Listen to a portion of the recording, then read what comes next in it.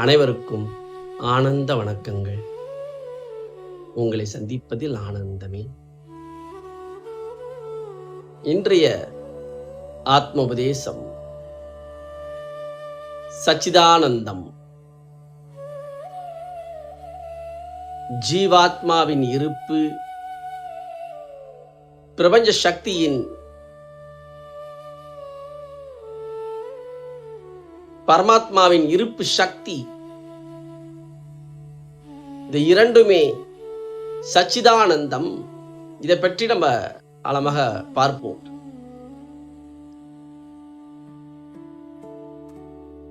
நான் யார்? இந்த ஞானத்தை நோக்கி,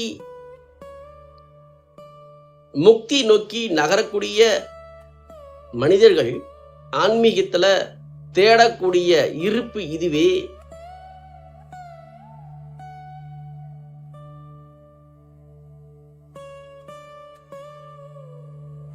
மொத்தமாவே ரெண்டு விஷயங்கள் தான் இருக்கு. ஒண்ணு, நான் என்கின்ற அகங்காரம். இன்னொன்று, இந்த அகங்காரத்திலிருந்து விடுதலை அடைந்து இருப்பாகிய நீங்கள் ஜீவாத்மா. இந்த உடலும் நான் அல்ல, ஓடுகின்ற எண்ணங்களும் நான் அல்ல. இதை கடந்து இருப்பாயிருக்கின்ற சச்சிதானந்தம் தான் நான் என்று உணர்வது. முதலில் சச்சிதானந்தம்னா என்னன்னு பார்ப்போம். சத் என்றால் இருப்பு, சித் என்றால் விழிப்புணர்வு, ஆனந்தா என்றால் ஆனந்தம்.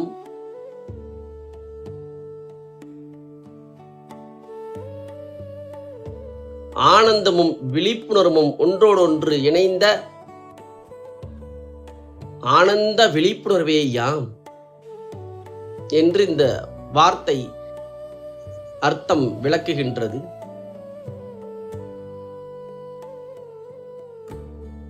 ஆனந்தம் என்பது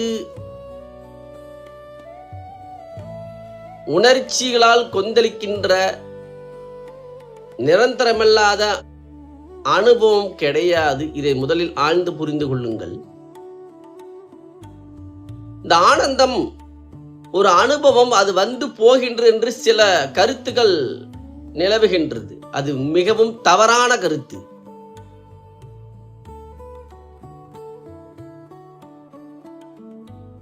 வெறுப்பு, ஆக்ரோஷம், சந்தோஷம், மகிழ்ச்சி, துக்கம், கவலை, இது மாறிக்கொண்டே இருக்கின்ற உணர்ச்சி. ஆனந்தம் இருப்பு, ஆனந்தம் உணர்வு. அது மறையாதது, நிலையானது.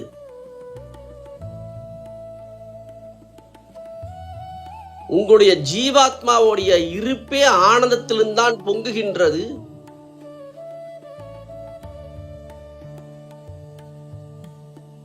ஆனந்தத்தை உணராத மனிதன் ஒருபோதும் ஆனந்தத்தை பற்றிய தெளிவுக்குள், ஞானத்திற்குள் நுழைய இயலாது.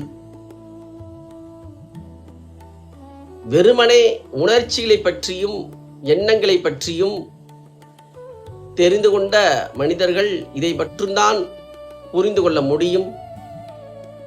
ஆனந்தத்தை அனுபவித்தால் மட்டும்தான் இந்த விழிப்புணர்வோடு இணைந்த ஆனந்தம் நிலையானது என்று அர்த்தம். இப்ப ஒண்ணு இல்ல, தூங்கும் ஆழ்ந்த தூக்கத்திலும் சரி, விழிப்பிலும் சரி, துக்கத்திலும் சரி, சந்தோஷத்திலும் சரி,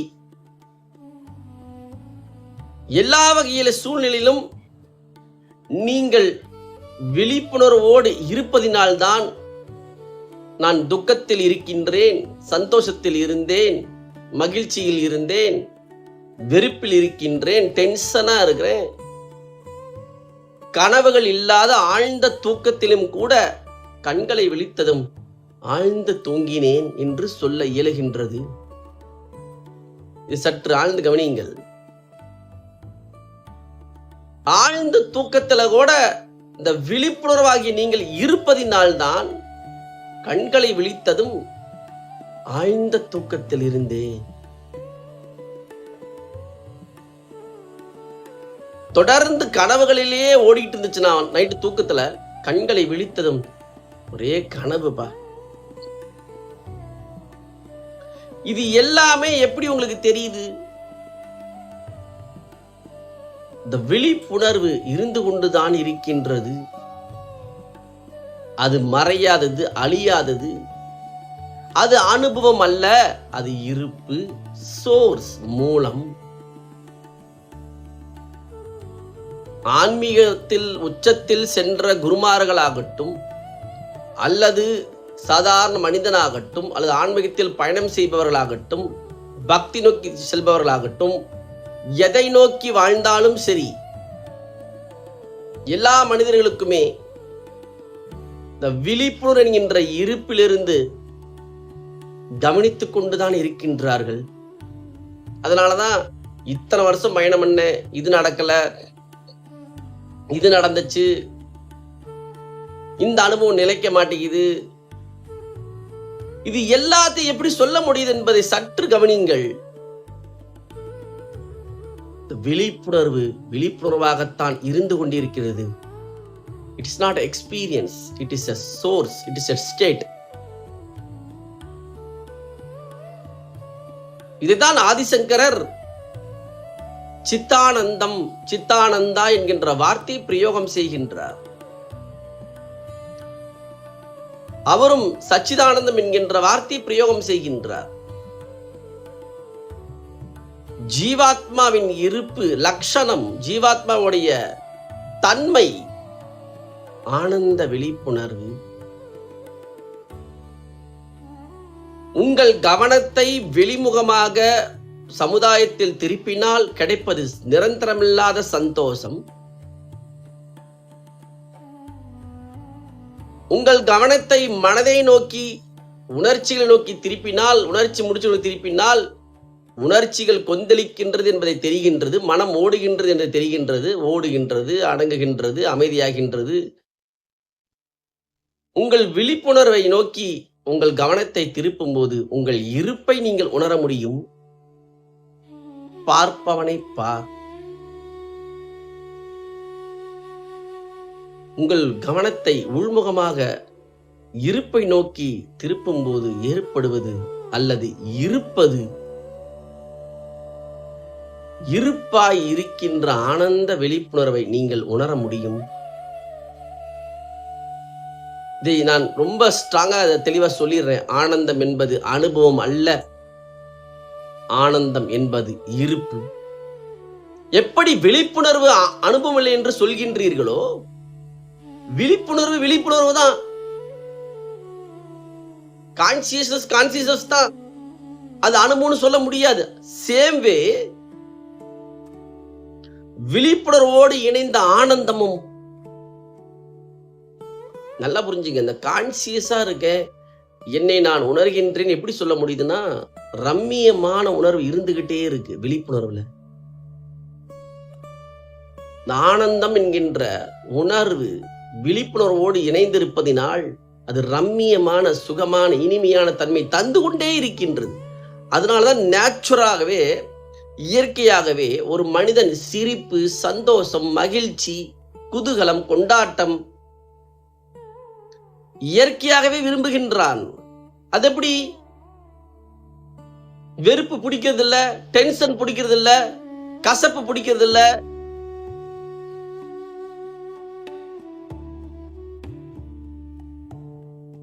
இயற்கையாகவே இருப்பு, ஆனந்தம் என்கின்ற பரிபூரணத்தில் விழிப்புணர்வோடு இணைந்து வெளிப்படுகின்றது. எப்படி ஒரு நெருப்பு, அக்னி அதோடைய வெளிச்சத்தையும் அதோடைய தன்மையாகிய ஹீட்டையும்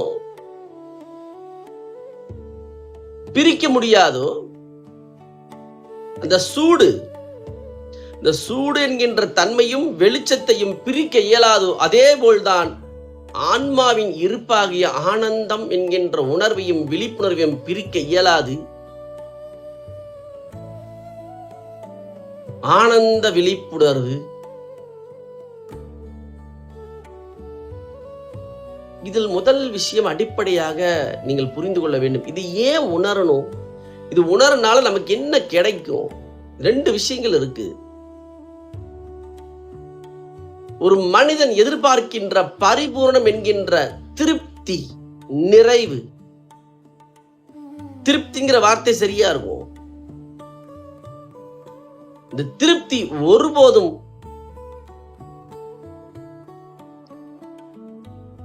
உங்கள் கவனத்தை வெளிமுகமாக திருப்புவதனால் கிடைப்பதில்லை.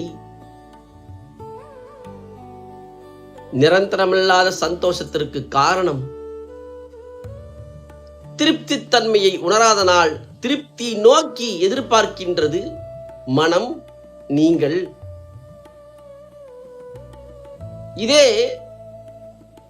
உங்கள் இருப்பாகிய ஆனந்தத்தை உணர்வதினால் திருப்தி தன்மை பொங்குகின்றது. ஒரு திருப்தியில் வாழ்கின்ற மனிதன் தர்மத்தில் தான் வாழ்வார். ஏன் ஒரு மனிதன் அதர்மத்தை நோக்கி, பொறாமையை நோக்கி, பேராசையை நோக்கி நகர்கின்றான்?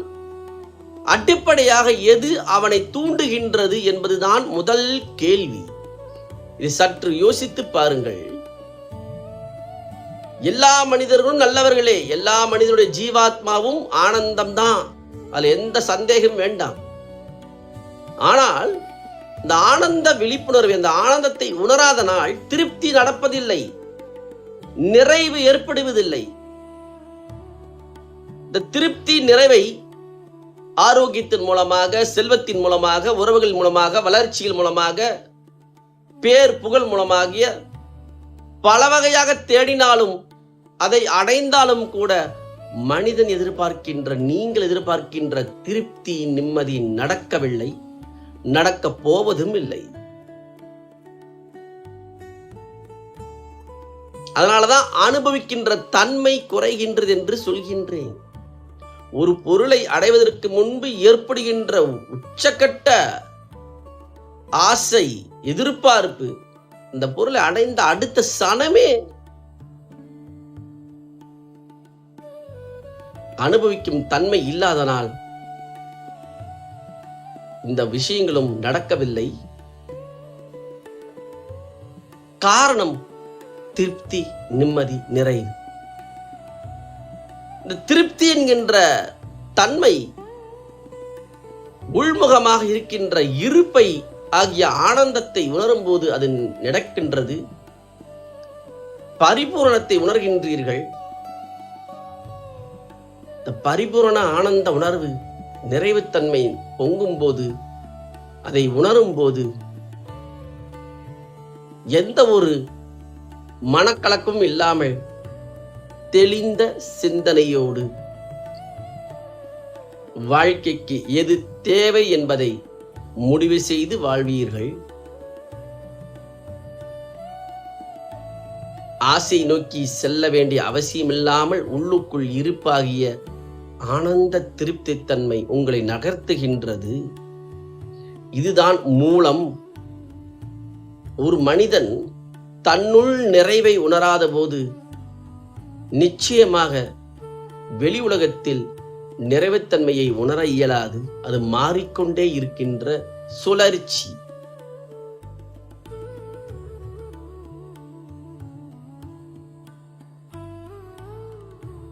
நிதானத்தை இழப்பதற்கு காரணமே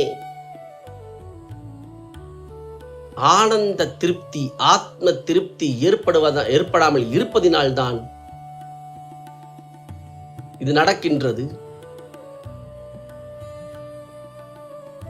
ஆனந்தம் என்பது அனுபவம் அல்ல, இருப்பு தன்மை.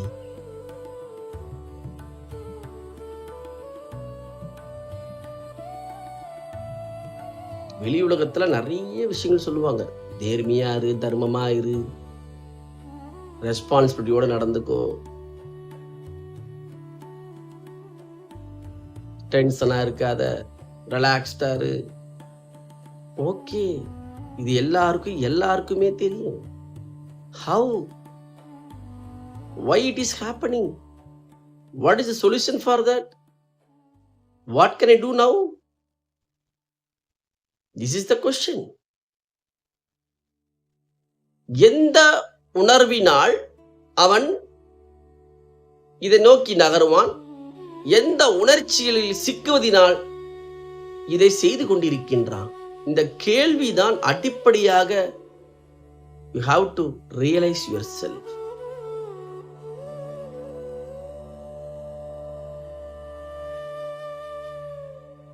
பொறாமப்படாத. ஓகே, ஏன் பொறாமப்படுகின்றான்? எது அவனை பொறாமை நோக்கி நகர்த்துகின்றது? எது அவனை அதர்மத்தை நோக்கி நடக்க செய்கின்றது? எந்த உணர்ச்சி அவனை பொய் சொல்ல வைக்கின்றது?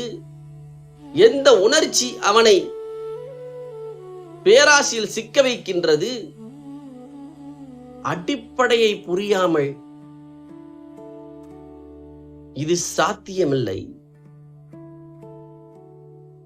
இதற்கான மூலம் என்னன்னா, நான் என்கின்ற அகங்கார உணர்ச்சி கொந்தளிப்புடைய முடிச்சுகளினால் அவன் இதை நோக்கி, கெட்ட விஷயங்களை நோக்கி நகர்கின்றான், வெளிப்படுத்துகின்றான், அதை செயலாற்றுகின்றான். உள்முகமாக ஆனந்தம் என்கின்ற உயிரை நான் என்னவாக இருக்கின்றேன் நன்கு ஆழ்ந்து புரிந்து கொள்ளுங்கள். நீங்கள் என்னவாக உங்களை உணர்கின்றீர்களோ அதுதான் வாழ்க்கையாக மாறுகின்றது. உங்களை ஆனந்த திருப்தி தன்மையோடு, ஆனந்தத்தோடு உங்களை நான் உணர்கின்றேன், என்னை நான் உணர்கின்றேன் என்று உணரும் போது உங்களுடைய சிந்தனை அப்படிதான் அமையும். ஒருத்தனை அழிக்கணும், ஒருத்தனை கிண்டல் பண்ணணும், நெகட்டிவா கமெண்ட் போடணும். இது சிரிப்பா இருக்கு. இந்த நெகட்டிவா கமெண்ட் போறவங்க பார்த்தா அப்படிதான் தோணுது. இதுக்கெல்லாம் காரணம் உணர்ச்சியிலிருந்து வரக்கூடிய வார்த்தைகள். தாங்க முடியல.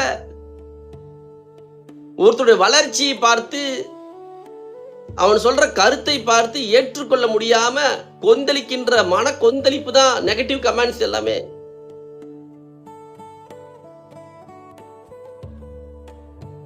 இந்த சத்தியத்து மூலமா இதையும் சொல்லி வச்சிடறேன். இந்த நெகட்டிவா பேசுறத பத்தி கவலை எல்லாம் படாதீங்க.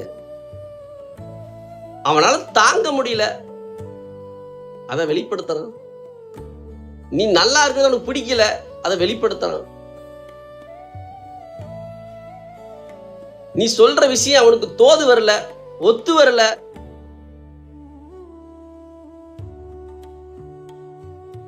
இந்த குறை சொல்லிட்டு தெரியுது.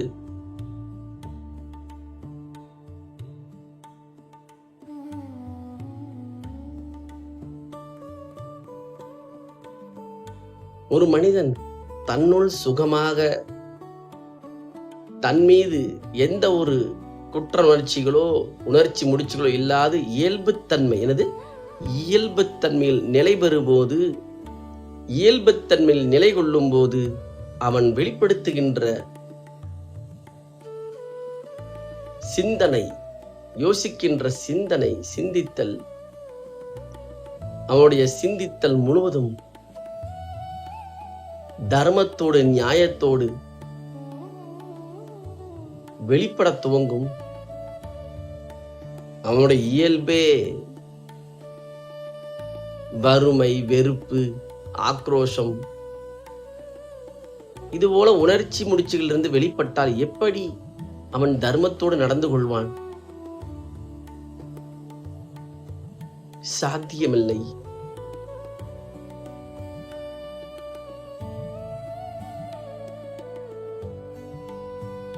உங்களை நீங்களே கவனித்து, நான் உண்மையிலேயே எனக்குள் நிறைவாக இருக்கின்றேனா என்று பரிசோதித்து பாருங்கள். நான் நிறைவோடு, திருப்தியோடு, நிம்மதியோடு என்னால் என்னை உணர முடிகின்றதா? Just self enquiry. இல்லை என்று வந்தால் தயவு செய்து இந்த ஆத்ம தேடல் நோக்கி நகருங்கள்.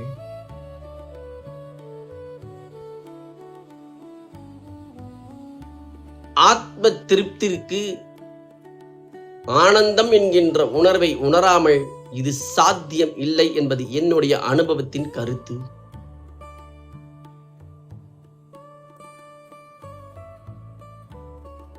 ஆத்ம திருப்தி வேறு, சாதாரணமாக வெளியே வார்த்தைகள் சொல்வது வேறு. அது மாறிக்கொண்டே இருக்கும். ஆத்ம திருப்தி என்பது ஆனந்தத்துடைய வெளிப்பாடு. ஆனந்தத்தின் வெளிப்பாடு நிம்மதி, ஆனந்தத்தின் வெளிப்பாடு நிறைவு, ஆனந்தத்தின் வெளிப்பாடு திருப்தி, பரிபூரணம்.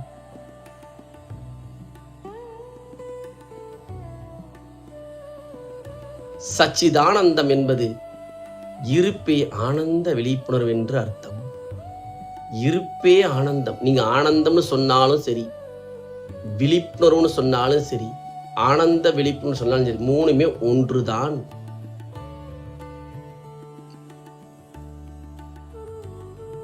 வெளிச்சத்திலிருந்து எப்படி சூடு என்கின்ற தன்மையை பிரிக்க முடியாதோ நெருப்பிடமிருந்து, அதே போல்தான் உங்க ஜீவாத்மா என்கின்ற உயிரை நீங்க டிக்ளேர் பண்ணும்போது, நான் யார் என்று நீங்கள் டிக்ளேர் பண்ணும்போது, ஆத்ம ஆனந்தமே யாம் என்று சொல்வதும் சரி, ஆனந்த விழிப்புணர்வை யாம் என்று சொல்வதும் சரி, விழிப்புணர்வை யாம் என்று சொல்வதும் சரி. ஒன்னே ஒண்ணு மட்டும்தான் இதுல இருக்கு. இந்த 3 வாரத்துல எதை சொன்னாலும் இந்த ஆனந்தத்தை உணர்ந்தாதான் இருப்பை நீங்க ரியலைஸ் பண்றன்னு அர்த்தம். இல்லைன்னா மனசு உருவாக்கக்கூடிய வெற்றி இடத்தை ஃபீல் பண்ணிட்டு கிடப்பீங்க. ஒன்றும் இல்ல, சூன்யம். அப்படி இருப்பு இல்ல, அப்படி ஜீவாத்மா இருக்கவில்லை, உங்கள் உயிர் அப்படி இல்லை என்பதை புரிந்து கொள்ளுங்கள். ஏன் அப்படி சொல்றேன் அப்படின்னா, உருவாக்கம், இயக்கம், அதுதான் உங்க உடல். இந்த உடலை இயக்கிறதே இயக்கம், ஒரு சக்தி. எதுவுமே உருவாக்கல, அப்படியே எம்டியா இருந்தா அது சூன்யம். ஆனா அப்படி இல்ல. பேரானந்த சக்தி என்கின்ற பரமாத்மாவின் இருப்பும் ஆனந்த விழிப்புணர்வு தான். அதிலிருந்து உருவாக்கப்பட்ட ஜீவாத்மாகிய உங்கள் உயிரும் ஆனந்த விழிப்புணர்வு தான் என்று இருக்கின்றது. அதைதான் ஆதிசங்கரர் சித்தானந்தம் என்கின்ற வார்த்தை பிரயோகம் செய்கின்றார். வேதாந்தமும் இதைத்தான் சொல்கின்றது, சச்சிதானந்தம்.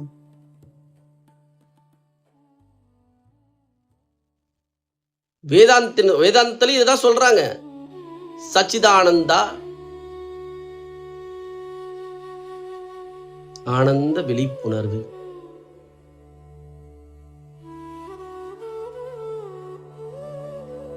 இதன் மூலமாக நான் என்ன சொல்கின்றேன் என்றால், இதை உணரும் போது திருப்தி தன்மை உங்களுக்குள் நிறைவடைகின்றது, மலர்கின்றது.